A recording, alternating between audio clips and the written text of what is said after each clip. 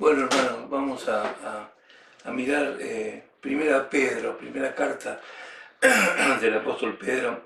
Vamos a ver algunas cosas. eh, lo que el Señor, primero lo que el Señor nos ha dado. Versículo 2 de capítulo 1 de primera Pedro.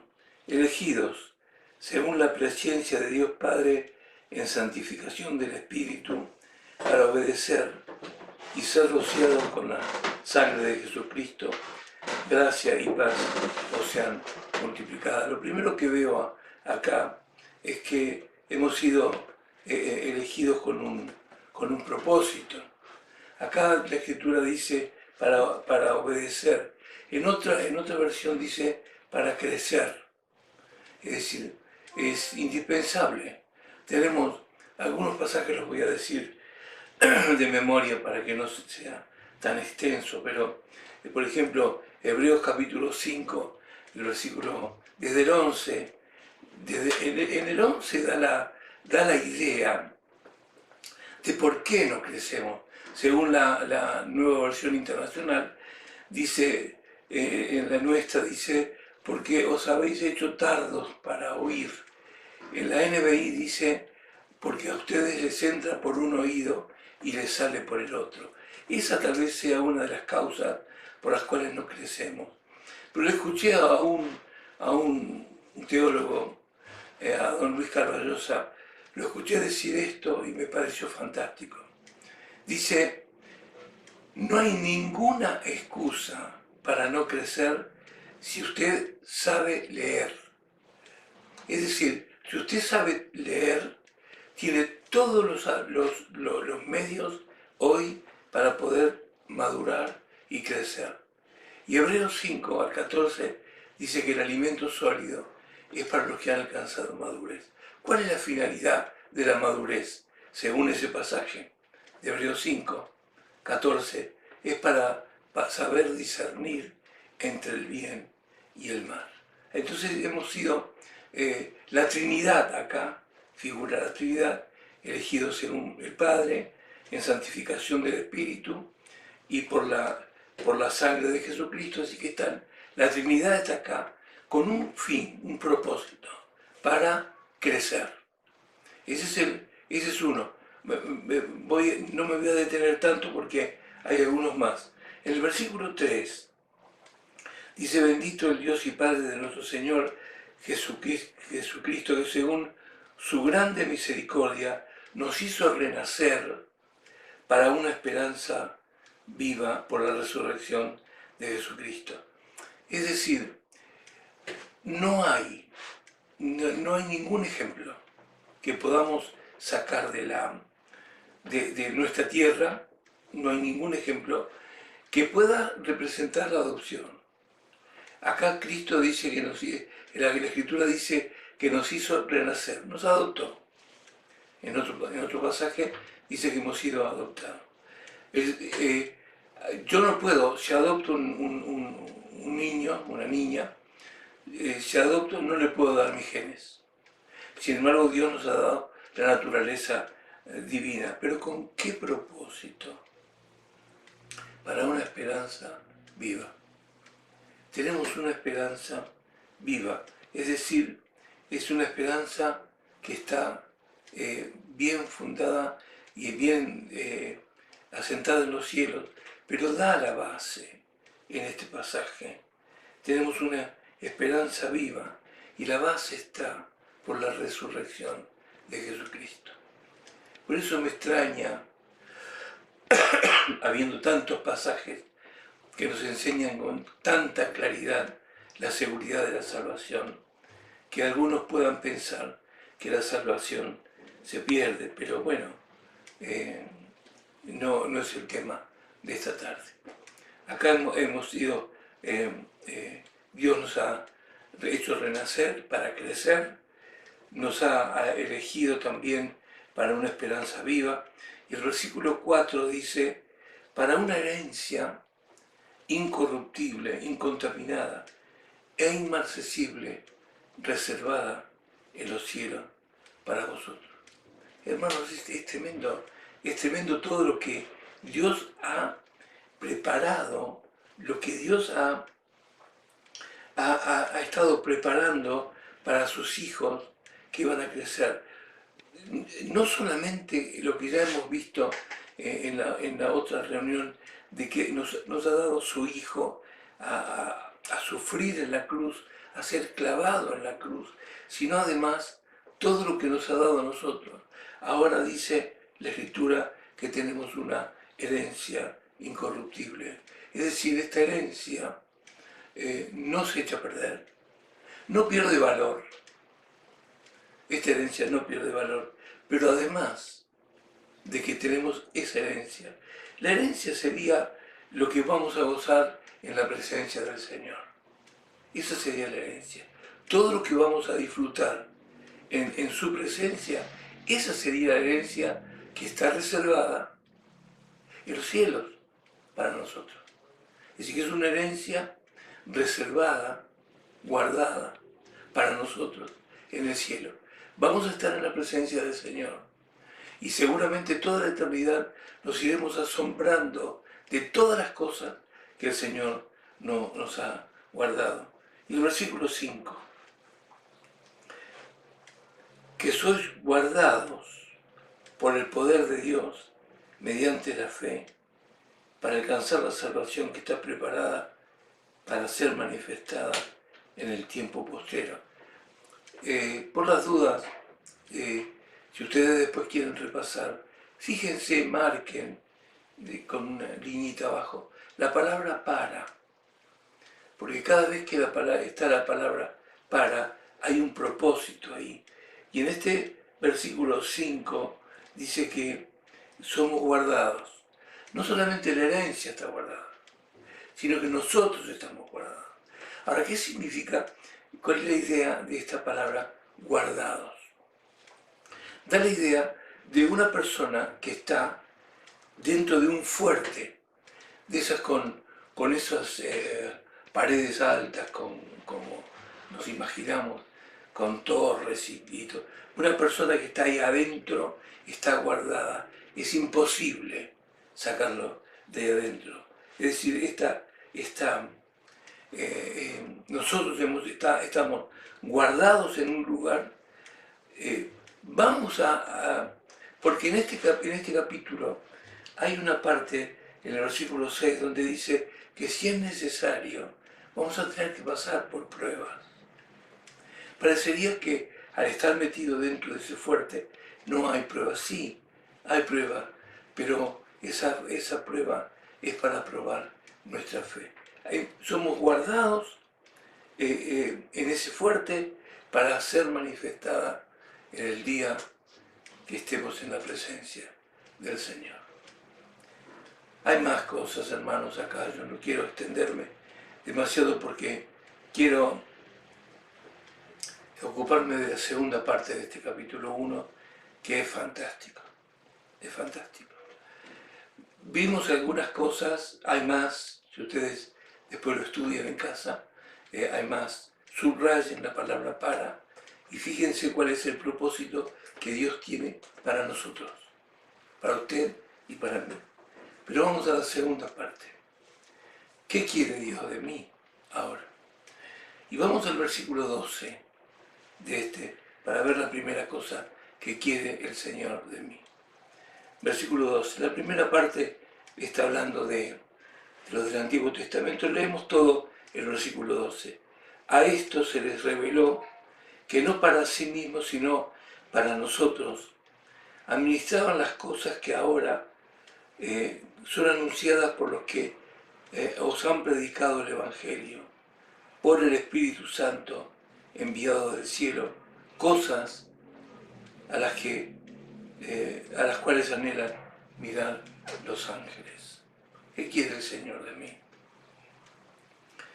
Yo no puedo predicar el Evangelio independizado del Espíritu Santo.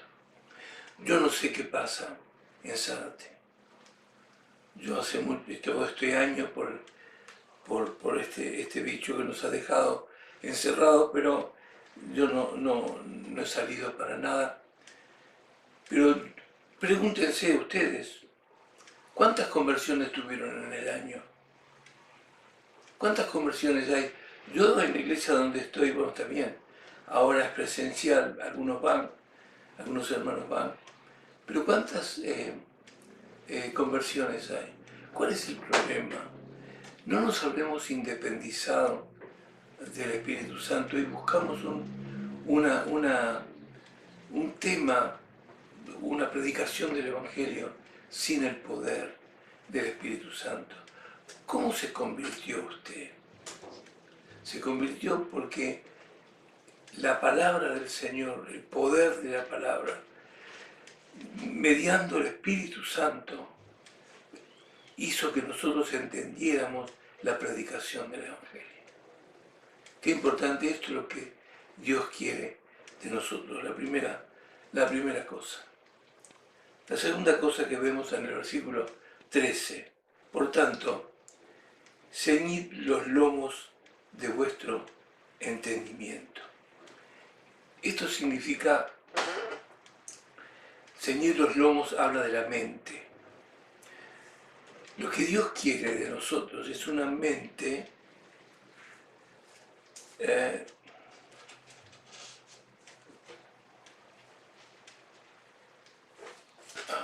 un segundito. Dios lo que quiere es una mente estable. Una mente estable. Es decir, Primera Pedro, de nuevo, capítulo 2, versículo 2. Lástima que no puedo hacer lo que me gusta, que es poder preguntar. ¿Qué piensan ustedes acerca de él? Desead como niños recién nacidos la leche espiritual no adulterada. El mensaje es para niños, para jóvenes o para mayores. Es para los tres. Porque está diciendo, desead como niños, y los que tuvimos hijos chicos y veíamos al bebé de qué manera se prendía o de la mamá o de la mamadera, pero con qué avidez se prendía para tomar esa leche. Bueno, eso es lo que quiere el Señor, pero ¿para quién? ¿Para el recién convertido? No, también, pero para el joven, también joven. Vos tenés que desear, como deseabas cuando eras niño, esa leche que te preparaba la mamá. Y para usted, hermano, que hace mucho tiempo que está en las cosas del Señor, le pregunto, ¿qué interés tiene? ¿Va a la palabra del Señor con esa avidez de decir, me tengo que alimentar? Acá, esto es lo que quiere Dios de nosotros. Quiere que tengamos ceñido los lomos de nuestro entendimiento, es decir, preparar nuestras mentes para obrar. Preparar nuestras mentes para obrar. Ahora, sigo, si no voy a poder decir todo. Versículo 14.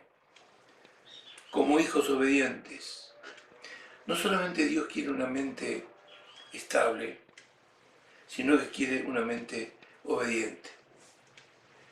Miren, yo no puedo obedecer lo que no conozco. De memoria, vamos a Juan capítulo 14, versículo 21, donde yo lo voy a decir de otra forma. En la Escritura está así, miren. Dice, el que tiene mis mandamientos y los guarda, ese es el que me ama. La palabra tiene significa el que estima importante mis mandamientos y pone el ojo sobre ellos, pero ese, y ahí tienen ustedes un profesor, después pregúntenle, de ese tiene acento en la E, es decir, no es ese, es ese. Entonces yo tengo que aprender, tener esa necesidad de aprender cuáles son los mandamientos del Señor. Y el Señor dice, ese que estima importante mis mandamientos y los guarda, ese es el que me ama. No es el que canta que ama al Señor, es el que cumple con los mandamientos que el Señor quiere una mente obediente. Ahora, versículo 15. Sino como aquel que os llamó es santo, sed también vosotros santos en toda vuestra manera de vivir, porque Cristo está, sed santos, porque yo soy santo. Les voy a decir algo que me pasó mientras estaba estudiando esto. Este pasaje yo lo veo para mí muy lejano. Yo quisiera mirar para explicarlo o para entenderlo mejor. Efesios, capítulo 4 de la carta a los Efesios. Versículo 1 dice, yo pues preso en el Señor os ruego que andéis como es digno de la vocación con que fuisteis llamados, con toda humildad, mansedumbre, soportándoos con paciencia unos a otros, en amor, solícitos en guardar la unidad del Espíritu en el vínculo de la paz. Acá hay dos cosas que tenemos que explicar para que andéis. ¿Qué significa esta palabra andéis? Para que vivan vidas. Cuando Pablo habla de vivir, de andar, está diciendo para que vivan vidas, de acuerdo a nuestro llamamiento. Ahora, dice como es digno. Algunos ahí en Zárate, que ya no son tan jovencitos como yo, así, hemos conocido esas balanzas que tenían dos platillos. Esto demuestra que pasé los 40, me parece. Esa balanza que tenía dos platillos. Entonces, en uno se ponía una pesa y se inclinaba la balanza. Y en el otro se ponía lo que se iba a pesar. Cuando el platillo bajaba y la aguja estaba en el medio, eso es digno. ¿Qué significa la palabra digno? Del mismo peso. Esto es lo que está pidiendo el apóstol, para que vivan vidas del mismo peso con el que fuiste llamados. Y cuando estaba estudiando 1 Pedro, me pareció el libro de Santiago, estuve estudiándolo, me parecía imposible que hubiese iglesia donde habla de, hay lugares donde hay guerras, donde hay pleitos, donde hay luchas, y yo digo, pero qué difícil debe ser vivir en una iglesia donde hay tantas cosas así. Bueno, y Santiago lo explica, lo explica muy claro. Se ve que en esa iglesia había todos esos problemas. Ahora acá, para acercarme al texto que hablamos en 1 Pedro, de sed santos porque yo soy santo, deberíamos tener estas cualidades que la encontramos en el versículo 2, con toda humildad, mansedumbre, aguantándonos, no, soportándonos, que no es lo mismo que aguantar. Soportándonos con paciencia los unos a otros, solícitos en guardar la unidad del Espíritu en el vínculo de la paz. Y a mí siempre me sorprendió el texto que dice, el Señor dice, ustedes únanse, sean uno. Como el Padre y yo somos uno, ustedes tienen que ser uno, tienen que estar unidos en la iglesia. ¿Por qué? Para que el mundo crea. No nos estaremos necesitando volver a recordar todos estos pasajes, y termino porque el tiempo ya se me ha terminado. Es decir, yo entiendo el pasaje, el 15 y el 16, de esta forma, con Efesios capítulo 4.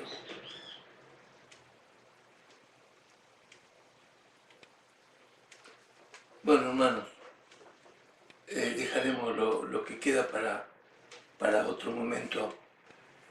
Sigan estudiando esta carta del apóstol Pedro, es fantástica, tiene un montón de requisitos para nosotros, ¿no? Nos ha dado mucho, Dios nos ha dado muchas cosas, pero también nos pide muchas cosas.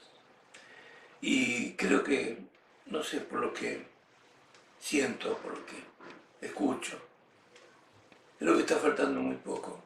Y ahora se me ocurre algo, una pregunta para dejársela así colgaditas. Cuando el Señor venga, indefectiblemente vamos a tener que pasar por el tribunal de Cristo. No hay más remedio. Para colmo tengo que ir solo. Nadie me puede acompañar, tengo que ir solo. Y no lo vamos a leer, pero en 1 Corintios 3, por el 13, 14, 15, por ahí, dice que si la obra de cada uno permaneciere, recibirá recompensa. Todavía, con todo lo que nos ha dado, todavía, si hicimos las cosas bien, acá vamos a tener una recompensa. Pero si lo hicimos mal, dice la Escritura, que se va a quemar. La luz y el fuego van a hacer la obra y la van a quemar. ¿Qué conclusión saco? Y termino con esto. Que la recompensa no es por gracia. La recompensa no es por hacerse ver, sino lo que Dios ve. Y en el tribunal de Cristo podemos tener recompensa y ponerlo a los pies del Señor. O, dicho de otra forma, sin nada en las manos, tendremos que andar toda la eternidad con las manos en los bolsillos, porque no tenemos nada que entregar al Señor. No se olvide, hermano, no se olvide, hermana, tenemos que pasar por el tribunal de Cristo. De lo que más temor tengo es a la mirada. Cuando el Señor me mire, a eso le tengo más miedo que todo lo demás. Pero el Señor nos va a mirar, nos va a premiar o va a rechazar la obra. Que el Señor les bendiga, que el Señor les acompañe y que sea para la gloria del Señor.